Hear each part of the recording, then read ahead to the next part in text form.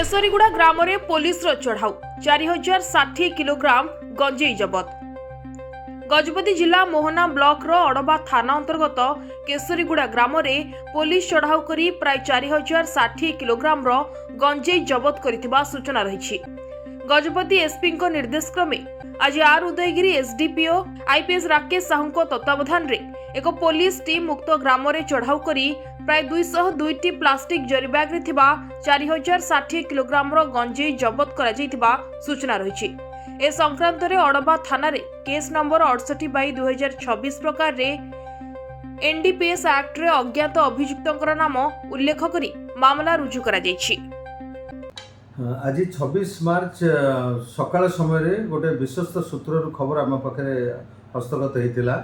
अड़बा थाना अंचल केसरीगुड़ा गाँव में विपुल परिमाण में गंजेई गच्छित रही, जोगुड़ा कि से गंजेई रखि व्यक्ति मैंने सेगुड़ी चालान करदेवाई बसचंती।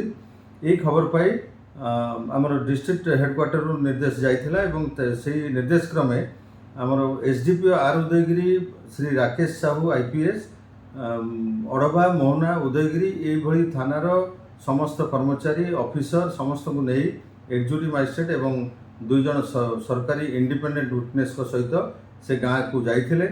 पुलिस टीम पहुँचला बेलू ग्रामर समस्त लोक पुलिस टीम को देखी निकटस्थ पहाड़ गुड़ी को पलैथिले। तापरे पुलिस टीम एक्जिक्यूटिव मजिस्ट्रेट एवं साक्षी उपस्थित रे तलाशी नबारे ग्रामर विभिन्न जगार आबांडन हो प्राय 202 बस्ता गंजेई थिला, जहाकू ओजन करिबारे 40 क्विंटल 60 केजी गंजेई जबत करागला, जार आनुमानिक मूल्य 4 कोटी टंकार ऊर्ध्व हेबो।